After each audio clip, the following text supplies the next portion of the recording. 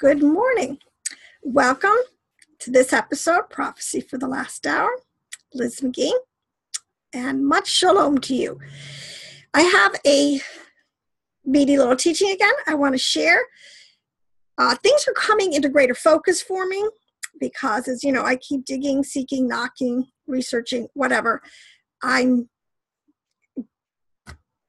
believe Yah is good, that I am getting greater focus and understanding and simplification, because I believe as we get the keys to the kingdom back, we're going to be able to articulate in a very simple way that even a child can understand the our great Yahweh Elohim, Creator Father, and His plan of goodness, mercy, and salvation for all of us.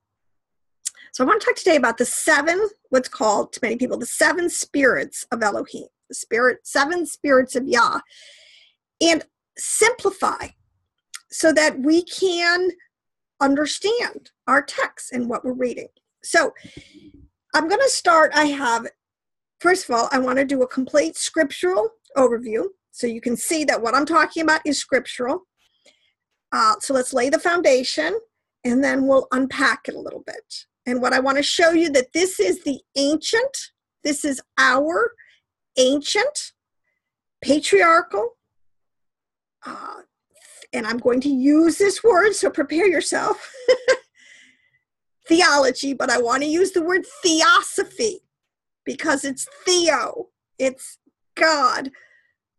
Ology, it is the understanding. This is our ancient, patriarchal understanding of Yahweh Elohim that has been known through the centuries, because we have a veil over us. Remember, if you're in darkness, there's a veil over you. The eyes of your understanding are darkened, so you cannot see the simplicity that really is in the word. And I also want to say that when it says that the hearts of the children will be turned to the fathers, we're the children. Okay, the Ruach HaKodesh is our mother. We are going back to the fathers, the patriarchs, Abraham, Isaac, and Jacob, Yaakov, Abraham, Yitzhak, and Yaakov are our fathers in the word. And we're going back to a simplistic understanding of where the foundation that they laid. Now, let's just do a quick overview through Revelation. There's 4 places in Revelation where this concept of the 7 spirits is pretty clearly. So whoever wrote Revelation, let me say this, whoever wrote Revelation, John, the Revelator, he was highly initiated. Another word I use to reclaim, he totally understood what he was talking about, how he was using these words as symbols and what was being symbolized. So, and we are getting back to understanding from his mind of the Ruach what is being symbolized. So in Revelation 1, we'll start there, 1:4.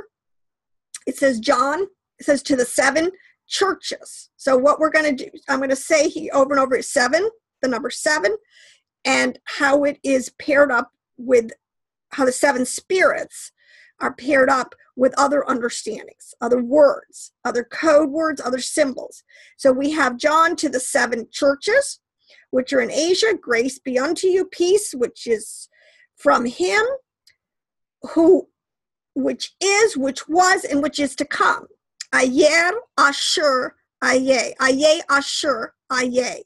Here is our Elohim. And from the 7 spirits which are before his throne. Revelation 3:1, unto the angel of the church in Sardis, right? These things saith he that hath the 7 spirits of Yahweh and the 7 stars. I know thy works, and thou hast a name that thou livest and art dead. All right, but we got 7 spirits again in this verse. We have 7 stars. Let's go back to Revelation 4:5. And it says, and out of the throne, because now, first of all, twice throne, we're in a realm. We are in a heavenly realm. We're in a heavenly mindset. We're in a heavenly place. Out of the throne proceeded lightnings and thunderings and voices. Just let me say here, lightnings, that these are angelic orders, right? That's what that's all talking about. It's not talking about physical lightning or physical thunder, or even something like that. These are principalities, these are powers, these are archangels, these are angels before the throne. All right. And there were 7 lamps of fire. So now we got 7 lamps burning before the throne, again, which are the 7 spirits of Yah. So in Revelation 5:6, it says, and I behold again, lo, in the midst of the throne. This is the throne room. See, this is Ezekiel's vision. John the Revelator, who totally understood and had been in the same place spiritually with revelation knowledge as Ezekiel, as Moshe. He's as high up there as any of these other guys.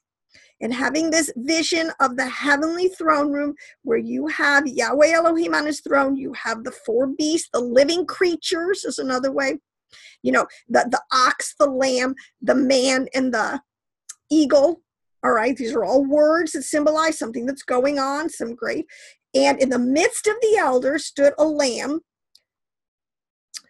as it had been slain, having 7 horns and 7 eyes, which are the 7 spirits of Yahweh sent forth into all the earth. Okay, so what we have here, let's just review again. We've got 7 churches, 7 stars, 7 lamps, 7 horns, 7 eyes, and 7 fire. Let me find that one again. 7 lamps, I said, but of fire. Now, do you think they're all talking about something different? Do you think, no, it's all the same spirit? Because we know ultimately Yahweh is spirit. His most fundamental essence is spirit. But he does inhabit, in a certain sense, you know, his whole creation. Nothing is out of his purveyance. Nothing is out of his sight or his dominion or his authority. So let's talk about these 7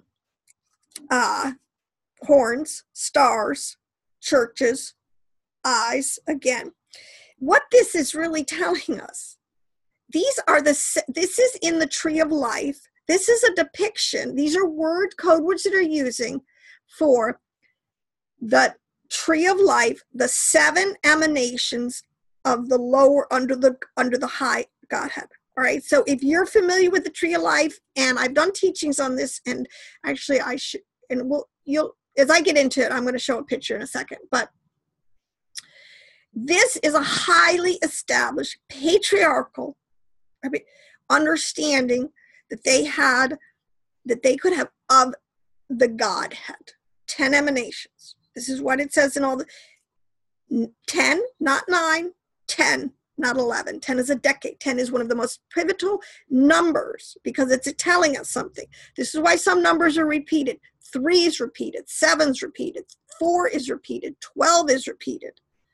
Because these are groupings that are giving us so much information about certain aspects or ways to look at all of this divine macrocosm of the cosmos that Yahweh has made. And he inhabits it. Now, let me go into the Old Testament and tell you where, again, so you know, in terms of the tree of life, and I'll show you, it picks up. So let me put it this way. John the Revelator was not some King James New Age or New Testament Christian. He was a seen Hebrew. He knew the secrets and the mysteries. He knew the words, he knew what they meant, and he knew how to use them. And he was speaking to his audience. He was passing on information to his audience who also had an understanding of this, all right? This is what is called and I've been through this sod level of understanding where words are used to explain deeper mysteries, all right? And definitely the understanding of the whole throne room of Elohim, his whole workings through the universe, in all of the angelic realms that you can't see, is a highly is a theology for a highly developed person, somebody who has some understanding. Okay, you just don't come out of that teaching this to babies. All right. But you teach the babies how Yah is love, yes. But after that, we got to grow up. We're in a battle. We got stuff to do. We got to get a bigger handle on the topography of what we're dealing with here. Anyways, where am I? Okay, let's just start in First Chronicles 29:11. It says, "Yours, O Yahweh, is the greatness, the power, the glory, the victory, the splendor of all that is in heaven and on earth. Yours, O Yahweh, is the kingdom." All right. Now, if you add that all up, you have basically 7. You have the lower 7 Sefiroths, understandings of Elohim.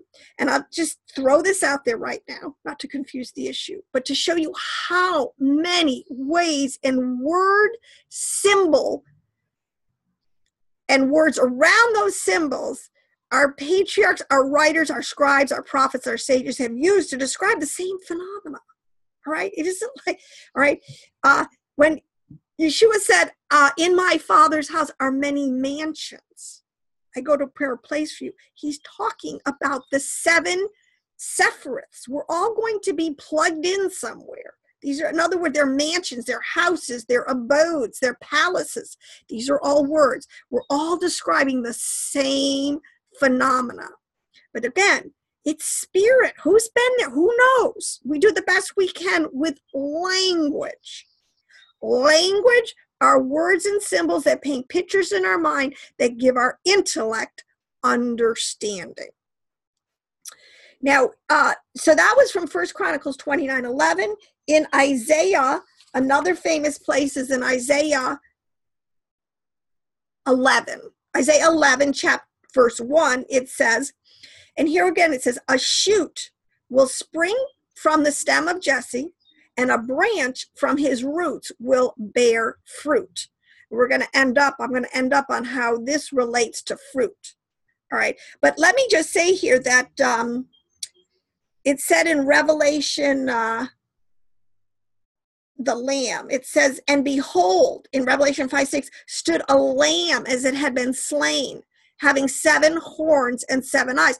Who do you think that is? Who do you think it's talking about in Isaiah, where it talks about a shoot will spring from Jesse and a branch will from his roots? We're talking about Yeshua. We're Yah-Heh, Vav-Heh. All right? It's not, they're all the same person, theology, understanding. All right? Anyways, it says in verse 2, the spirit of Yahweh, will rest on him. Who's the him? We just told you. The spirit of wisdom and understanding, the spirit of counsel and strength, the spirit of knowledge and the fear of the Lord. All right, there's 7 in there. And if you work those words in the Hebrew, by the way, I have another teaching on this, and I'll link it with this one, because this is sort of like a part 2 I have on the 7 spirits of Yah. These words all relate to exactly to the Sephiric names that are given for Elohim, his predominant 10-name classification system that's in our text. All right, I didn't make this up, people. This is not, all right. But wisdom and understanding, you have the words Chokmah and Bina. How many times I talk? Revelation, knowledge, and spiritual understanding. Counsel and strength. These are all words. Giborah and Hesed. All right, these are all words that are in there. In Tobit 12:5, here's another witness. Again, it says, talks about it, and the 7 holy angels, which present the prayers of the saints and which go in and out before the glory of the Holy One. What picture did he just paint? He painted the exact same picture that's being painted for us in Revelation by John the Revelator, or being told to us by Isaiah in the throne room. All right, it's a busy place. All right, so and I also want to give you another witness to lay this whole foundation that this is what we need to understand, what we're the ones that need to come into understanding. Our texts are really written very simply. Once we have the keys and the code words, we can go back to just sort of plugging in the understanding. It says in Zechariah 4, in verses 1 through 10, all right? What seest thou? Now this is, let me screen share something, because this is what this is the symbol, and this is what they're seeing. Now they're not seeing this in heaven, but this is, if you're to graph it out, people love to graph out stuff. Trust me, we're not the only people who love to do this in our modern age. What they're seeing and what it's representing away, all right? So let's look at this. Okay, so this look familiar? And Menorah, okay? Now, what seest thou? I'm going to read from Zechariah. So look at this menorah. What seest thou? And I said, I have looked, and behold, the prophet saying back, yes, I looked, and behold, a candlestick, a candelabra, a menorah, all of gold, with a bowl upon the top of it. The bowls are at the top. See that? Okay, and they put the oil in it. It's all very symbolic. And his 7 lamps thereon. Count them up. 1, 2, 3, 4, 5, 6, 7. Okay? And his 7 lamps thereon, and 7 pipes to the 7 lamps. So coming down, the curve down, it's all attached, the 7 pipes to the 7 lamps, which are upon the top. Now there are 2 olive trees by it, one upon the right side of the bowl and the other upon the left side. Now, there were some verses in between, and I just want to read the last part. It says, for they shall rejoice and shall see the plummet in the hand of Zerubbabel with those 7. Those 7, they are the eyes of Elohim, which run to and forth through the whole earth. So what they're telling you here, this is another representation of the tree of life. If you look at the middle, that is called the middle pillar. See, this is another phraseology we have, this kind of, the middle pillar. Let me tell you this. The 2 olive trees, these things are burning olive oil at the top. This is a tree. Remember, this is, everything is working together. All the picture word all the word picture symbols are painting the same kind of concept. We have 7 lamps, 7 pipes, and 2 olive trees. There's a right hand of Elohim. There's a left hand of Elohim, right? Remember, we have the right hand of blessing and the left hand of blessing. These are the 2 olive trees. It's the same thing. It's all one tree, actually. But it's tying all the different processes that are going on in this tree. And you have a right side and a left side, which is really the 2 olive trees. That solves that mystery, so to speak, all right? Hod, Gevera, and Bina on one side. If you looked at a tree of life, which I probably should have had next, you will see that those are on the left side. If you go on the right side, Chokmah, Hesed, and Netzad, those funnel down on the right side. But the middle pillar is the most important thing. It is the structure. This is what upholds the world, as it says. You have Keter, the crown. In the middle, you have Tiferet, which is Yahweh, which is the sun. You have Yesod, which is this towards the bottom. I guess I gotta, let's see how I do this. So you can see it. And then you have Malkuth, which is always known as the feet, the foundation, the kingdom of heaven that is within us, the world of physicality. This is exactly what, in all the verses I just told you, this is just, the menorah is just a mind picture. All right. Now, one thing I just want to point out here again, too, if you notice that there are these, the world of creation here, the world of formation, the world of action, and the world of emanation. All right, this is another, in our next series, I'll go into this and explain. This is the whole concept, all right, of what we can know about Elohim. He is pure essence, spirit. He emanates. This is the whole point, the 4 rivers that flow from the headwater. These are all words. He is emanating. He has and you get it. See, the other side of this that I love, I'm just giving you word symbols, is the physics of this, because actually true science totally bears up that this is the concept of how the word works. All right. Quantum physics, this ancient, this theology that I'm of the tree of life, all are saying the same thing. And the concept of what they call the word of faith movement, where you are what you speak, you are what you think. All these three things work together and are saying the same thing. So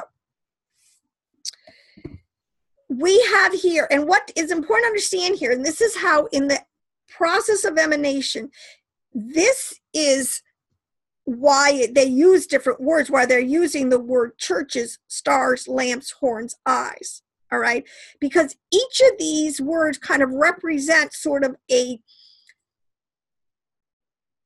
place kind of emanating down to us in physicality. See, the other way you can look at this in quantum physics, because the kingdom of heaven was within, I've said this is inner space. You know, we always want to go hierarchical. Another way of is imaging this, I hate to tell you this, is the pyramid. That has a top, a crown. Listen, it's in our text where it says the capstone. He's putting the capstone back on this whole thing, which is the head. He's attaching the head to the body.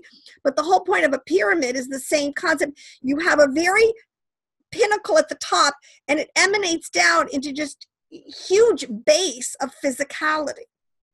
All right. But see, the problem with us today is we're so wired because of all the way to just only think in terms of the physicality of the whole created. We just don't, like our ancients did, we've been talked out of it, of the spiritual understanding of of Jacob's ladder and all the angels that are going up and down in the different realms, which our patriarchs accessed and understood and interfaced. See? In a holy way. The Essenes worshipped with the angels, okay? They didn't worship angels. There's such a difference. They worshipped with the angels. It says in the Amida, a prayer, that every living being that has breath praises the Lord. This is what it says in our text in 3 or 4 places, all right? So what I'm trying to say is, so let's start with churches, is the last one. In the physicality, we are people. And churches is a bad word because people think of the building on the block, or they think of their denomination, or they think of their, okay? No, churches is the word ecclesia, the called out, the elect, the people. It's the people who are truly grafted in to Elohim, his people, all Israel, living in any generation. Okay, that's the church, all right? And it's made up of people out of 2 houses, all right? And then you would go into stars and lamps, horns and eyes. And now we are morphing up into more invisible realms, all right? But within, we're morphing up, the stars are representing the planets. Now, this is, and I've been through this a little bit, the ancients understood this. This is a concept. They ascribe, okay, so there are 7 planets. If you study any ancient text, really, they're always going to go into Mercury and Mars and Jupiter and Saturn, this pattern of 7 planets, also aligned with 7. So let me just tell you, we're just sticking with the 7 spirits of Elohim. But this principle of 7, that these 7, starting at the very top, are in,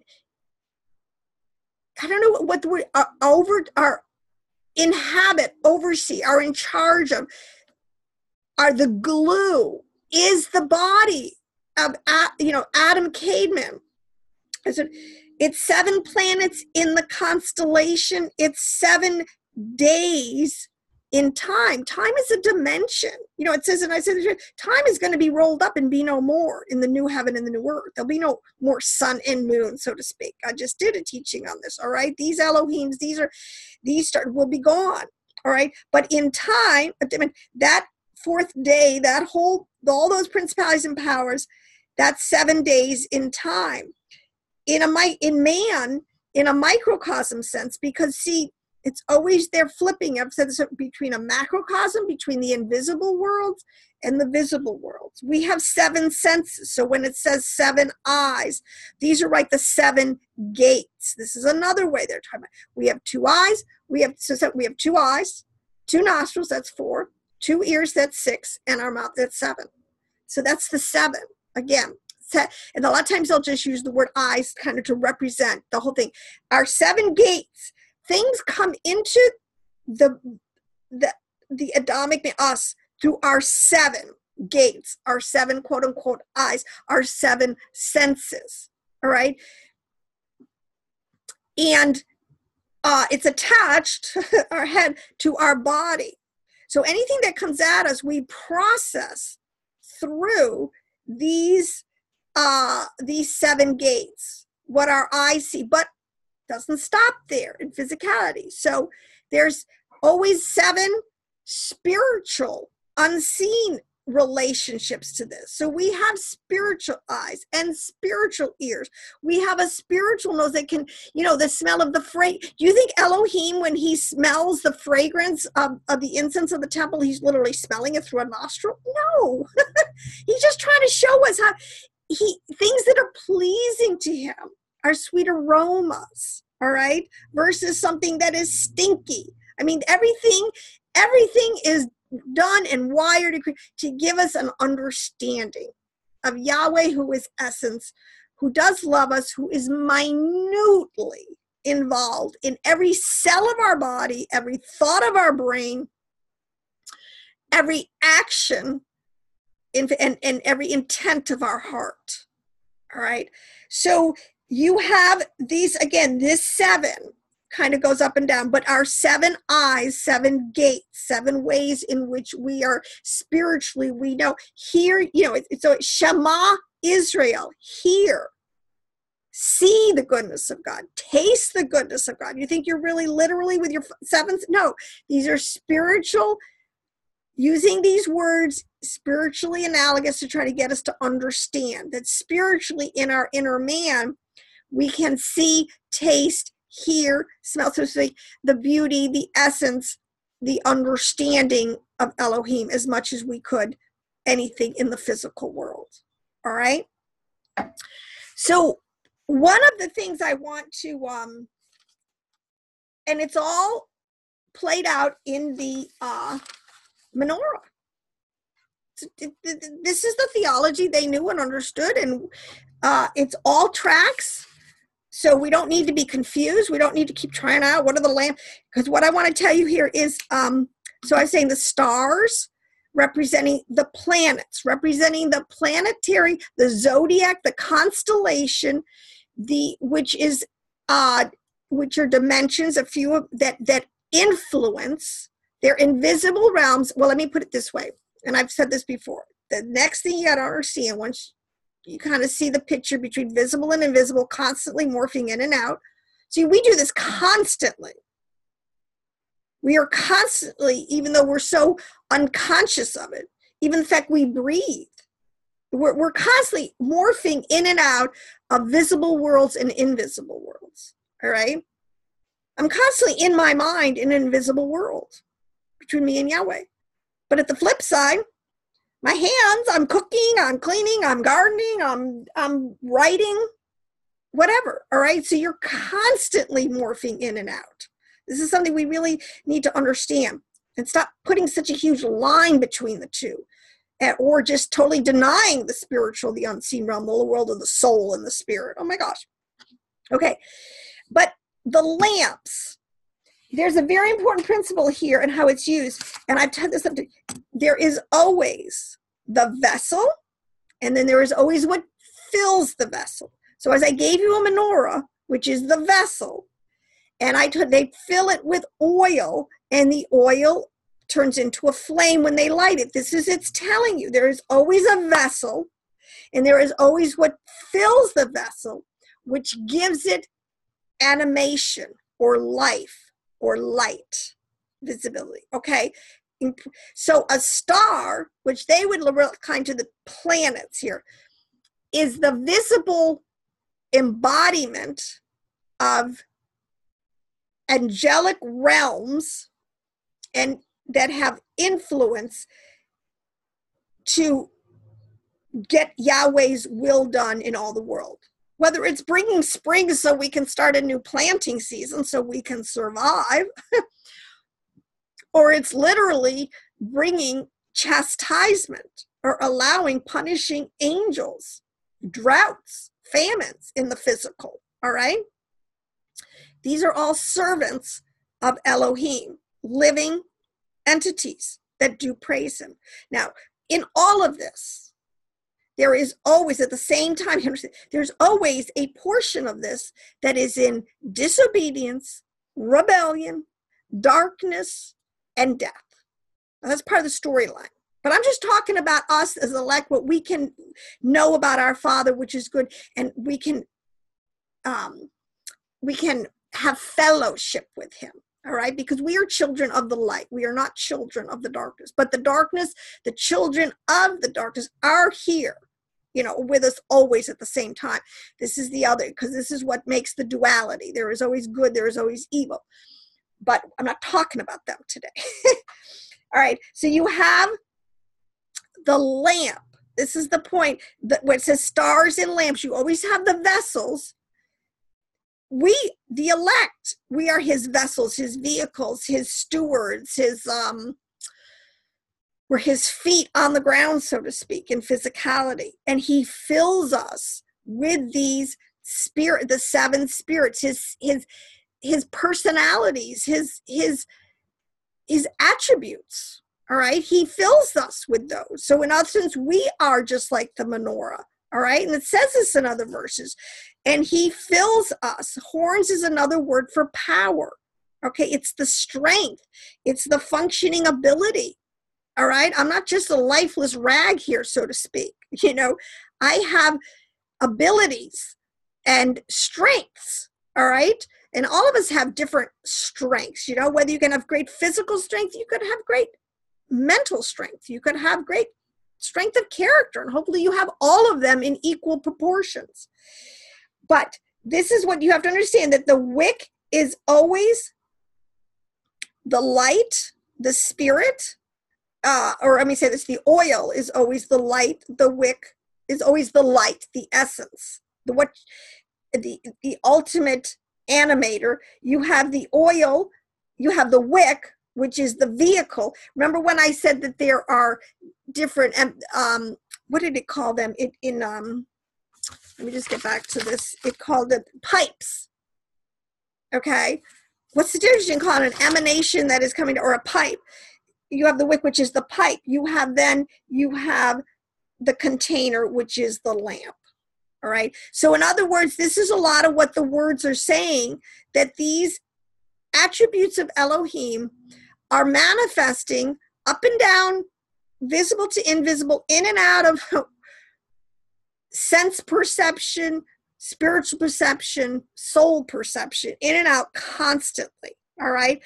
And this is called anciently the tree of life, or it's depicted in the menorah. It is the same thing. It is talking, and it is all coming out of a picture of the throne room of Elohim. And so I've said enough on that. What I want to go into here, which was sort of another way. So a lot of these words represent these phenomena, this reality spiritually. A lot of the words represent this reality in the astral or our soul category, with our emotions and different things. Many of them are representing in the physical, how Yahweh manifests through us or down here into physicality. One of the great ways, and I had a really interesting revelation, which wasn't, a revelation, it's just something I finally got down to researching something so deep, and I went, aha, now I get it. But I want to talk about what another way is called the 7 fruits of the land. All right, so remember, I read this in a couple of verses. I think I have read it in Isaiah. Where is it? Or mostly it is in, I get so confused here in all my different notes. About the fruits of the land. And it says in Revelation how there will be 12 fruits, all right, that will always be bearing fruit, right? There are traditionally in your Bible, and God's broken down also into 3 harvests. We know from ancient Israel. So now I'm going to move into talking how the words are used to code a lot of what Elohim is doing amongst the righteous elect here on the earth plane in every generation, all right? And he uses the fruits of the land, all right? We're fruits.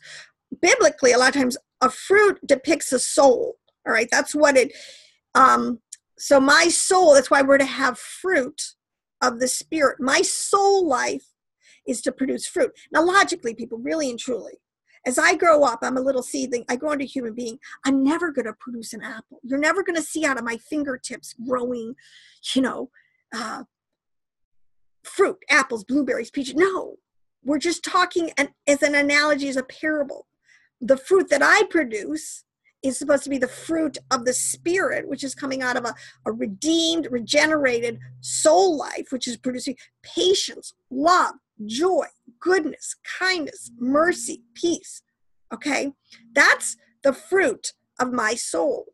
And that is the fruit of that we are supposed to be producing so that the world can come and eat of our fruit, or our fruit is for the healing of the nations. All right? Who is not found? It says a soft answer, turn away wrath. Just a mature person in a contentious situation who can hold their tongue and stay calm and finally interject a word of wisdom that can calm the whole scene down. All right, so it doesn't escalate. That's the whole point, that we can be the healing balm out there in any situation because we produce fruit. So the fruit is wheat, barley, grapes, which is, in grapes, it's a lot of times referred to as the vine or wine, the fruit of the vine. It's very important, wine, and we'll get into it, but that has so much subcategories in and of itself, is the grapes. We have figs, we have pomegranates, we have olives, and what always so many times is translated now in our modern translations as honey. And it used to bother me. I'm like, honey is not a fruit. Honey comes from bees. Honey does not come from the earth, as a seed planted. So I always had this, of course, the translations, we've lost it. The honey is referring specifically to what's called a honey date palm. They just left out the last 2 words, all right? When John the Baptist ate honey in the wilderness, he ate date palms, dates, all right? This is what this fruit is. So throw out honey, okay, totally. Because first of all, the date palms, so it makes a honey, it's like a caramel, sweet. It's supposed to be awesome. I'm going to have to go out and get some and to really get into this. It does produce a honey. You can squish the palms and get a honey out of it, but it's really dates. So let's go through this again. And this is where you get into in the book of Revelation. Wrong one. The book of Genesis, the first chapter, where it's talking about, I should get it in front of me, that he made trees that produce fruit-bearing trees and grasses, all right? Because wheat and barley are grasses. Grapes, figs, pomegranates, olives, and dates come from fruit trees, all right? So you have here words that are symbolizing emanative aspects of the soul. The soul produces. So in other words, they're just saying, because grapes, you press the fruit of the vine, see, and this is what you get. You get wine. Wine for gladness. Wine is for understanding. I did this one teaching out of the vision of Paul, and he talks about in the city of God, in the city of Elohim.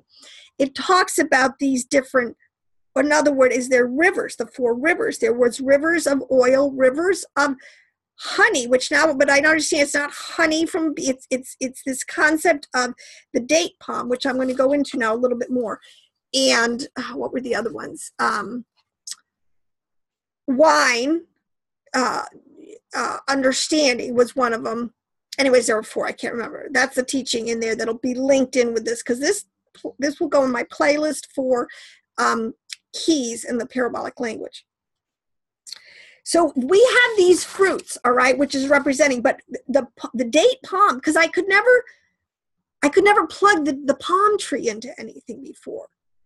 Because now I understand how bad the translations are. They're just talking honey. You're thinking something totally different. You're not thinking the date palm. So now let's cross off honey and put date palm in there, all right?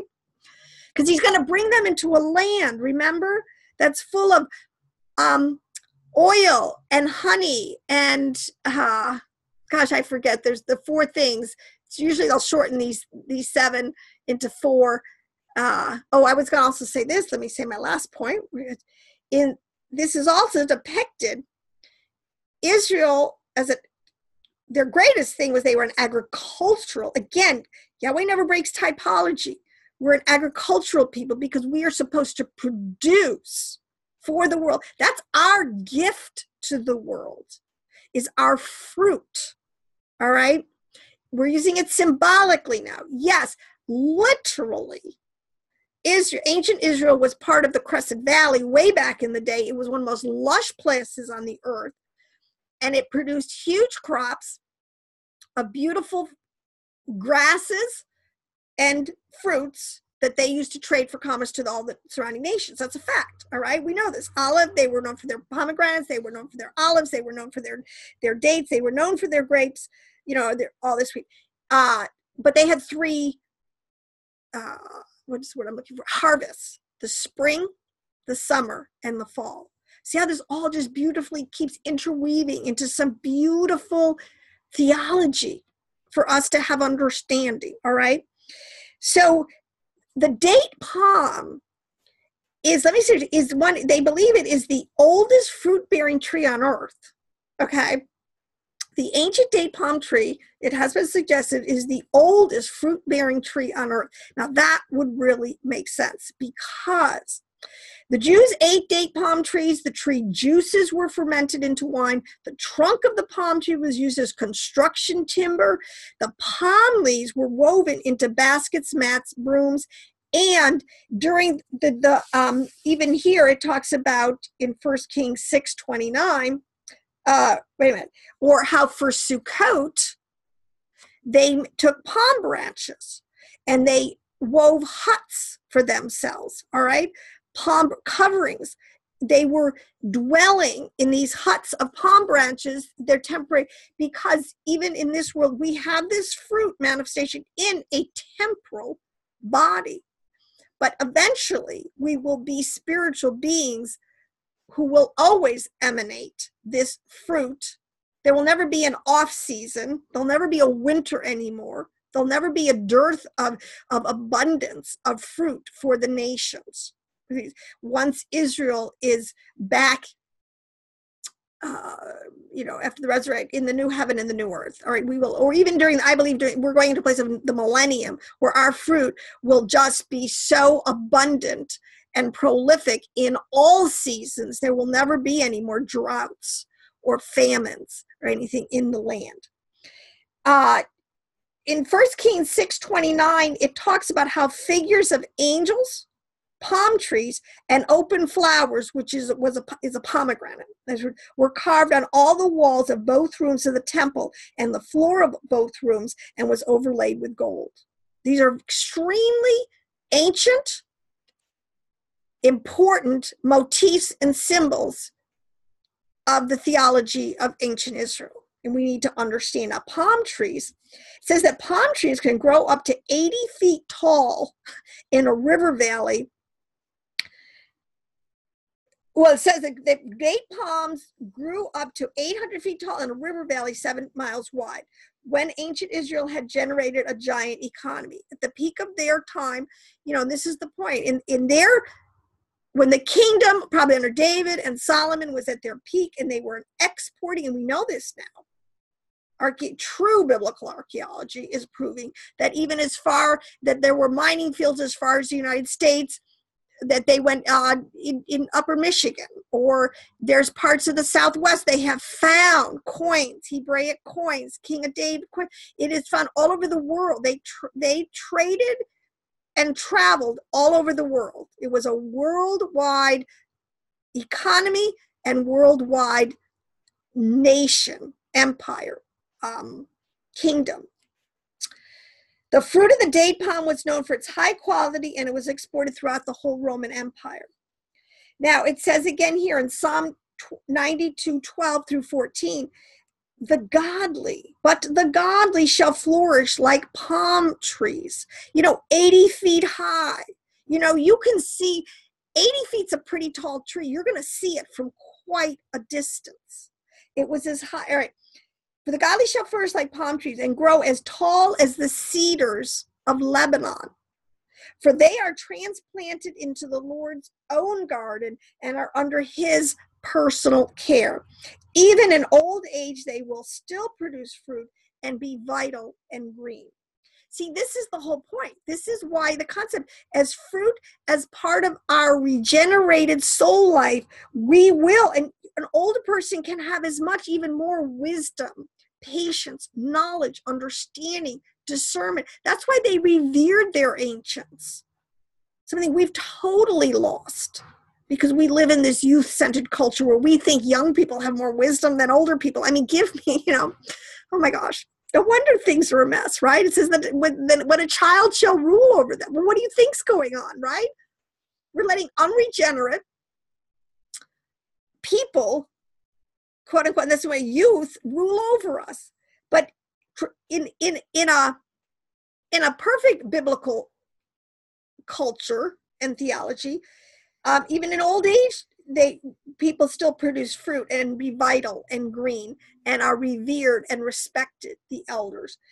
So the flourish. So this is the picture that's being the godly flourish like palm trees and will grow as tall as the cedars of Lebanon. The cedars of Lebanon is another code word or phrase for see, I don't know if I want to get it for people groups, all right? Because another one it has is the quote unquote the oaks of Bashan. See, we're cedars of Lebanon and we are palm trees, all right? The oaks of Bashan is another code word phraseology that is talking about fallen watcher angels, all right? Oak Bashan, if anybody knows anything about Bashan, it is a place of watcher angel activity. All right, and I'm not going to go into that. That's another teaching. I'm only talking about the good side now. It says in Revelation 7:9, after this I saw a vast crowd, too great to count, from all the nations and provinces and language, standing in front of the throne and before the Lamb, clothed in, where did my last here? Clothed in white with palm branches in their hands. So again, we have the palm branch is a major archetypal understanding of the righteous, all right? And again, how the palm tree is used. It's fruit, it's honey, it's covering, everything about it is integrated into as a blessing and a example of the righteous. Another important, in Ezekiel 47:12, it talks about all kinds of fruit trees. And this is the point. Let me make this point. Why I'm saying the trees and the fruits, these are manifestations of something that is going on supernally. See, this is the point. You plant a seed, be it a seed of faith, be it the seed of a human being. All right. They all will, in a relationship with Yahweh, will grow up into great vehicles and great displays of his splendor. All right. Let me read Ezekiel. All kinds of fruit trees will grow along the river banks. The leaves will never turn brown and fall, and there will always be fruit. This is when the elect are fully redeemed and renewed. After the third day, which we're really coming up on, there will be a new crop every month without fail. For they are watered by the river flowing from the temple. The fruit will be good for food and the leaves for medicine. Now, yes, there is a literal application to this in the sense that we do. I just told you everything we get from the palm tree. All right. Just at honey and baskets, but on a deeper level, in its parabolic spiritual application, which is as valid, if not more valid, to have this in understanding. All right. And when you read these verses, plug in the spiritual understanding, because truly all the physical stuff is going to be no more. And if we never got the spiritual application and understood and developed this fruit of the Spirit in our lives, what good are we? Everything else is going to burn up. All right. You can't burn up, this way. Our spiritual fruit, our spiritual works are not going to burn up if they are truly of the 7 spirits of Yahweh. So again, we have these fruit trees, and there will always be a harvest. There will always be the elect in the millennium, in the new heaven and the new earth, in the new Jerusalem. We will always be green and displaying fruit and full of greenness, life, vitality forevermore. That's how this is all working. That's the whole analogy here that's going on. Let me see if I covered. So wanted to just as a very interesting aside, let me see if I can find where I have this. They found a discovery. They found some seeds of the date palm that were confirmed scientifically to date to approximately 2,000 years ago at Masada. They found a little satchel of date palm seeds, all right? And it led to an unbelievable miracle that they resurrected a dormant 2,000-year-old seed into a living tree. It's so prophetic.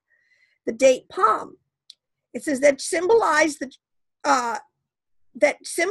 this tree symbolized and nurtured the Jews in the promised land of milk. All right. And honey. But again, we're not talking honey from the bee. We're talking honey from the date palm. All right. In the land of Canaan. The ancient seeds of this date palm had been resurrected to sprout and grow. And they're making an analogy here, as Israel did, a land that also lay dormant for 2,000 years. Israel has been, well, let's say Judah, because truly we have Judah has been resurrected.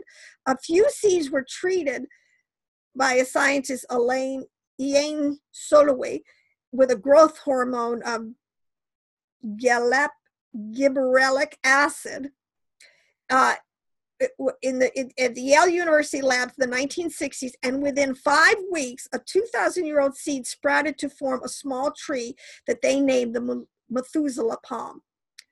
Now, years before this experiment was done, some Egyptian pharaoh seed of grain, some Egyptian seed was found of grain that sprouted but did not survive. It says seeds of excavated lotus water lilies dating back 1,200 years have sprouted from dormancy to grow into lotus lilies. So this has, and I know that also I think they found some cotton seeds. I think this is what they're referring to. I've heard of, they found some ancient Nile cotton or linen cotton seeds, and they have been able, totally non-GMO'd. This is another reason why I believe if we could find these ancient seeds again and begin to sprout these and grow, we could, get past all this GMO seed. But that's another whole teaching. That's not going down that rabbit trail. But this is why, and this is the symbolism that is behind the challah loaf, all right? This is, again, a part of this whole This is part of the whole concept of tithing in the Old Testament to the priests, to the Levites, of the fruits, your first fruits of the ground. And people, seriously, our fruits of the Spirit are totally, should be tithes, so to speak, to Yahweh and his kingdom and his work and his workers. Who else would you, don't throw your pearls before swine, in essence. So this is, again, it's a symbology. My love, my goodness, my patience, my peace, first of all, should be tied first and foremost to Yahweh Elohim in a perfect, peaceful relationship. In other words, through wine, through understanding, I can have revelation knowledge and spiritual understanding. Through honey, his date palm, all these things.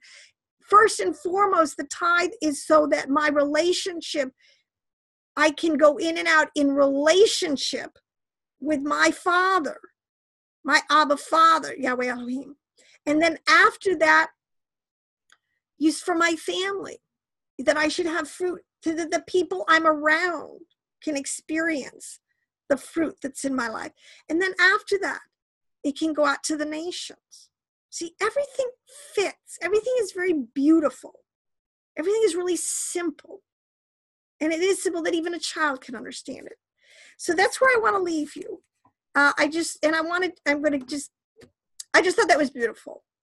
So we are going to try to exhibit these fruits of the Spirit, this harvest. Let us be a harvest, because at the end of the age, see, again, the harvest, what's he going to harvest? Us, the elect, full of his fruits. Everything makes sense. So everything is a great typology for this. And so I hope it blessed you. See you again next week. Shalom in Yeshua's name.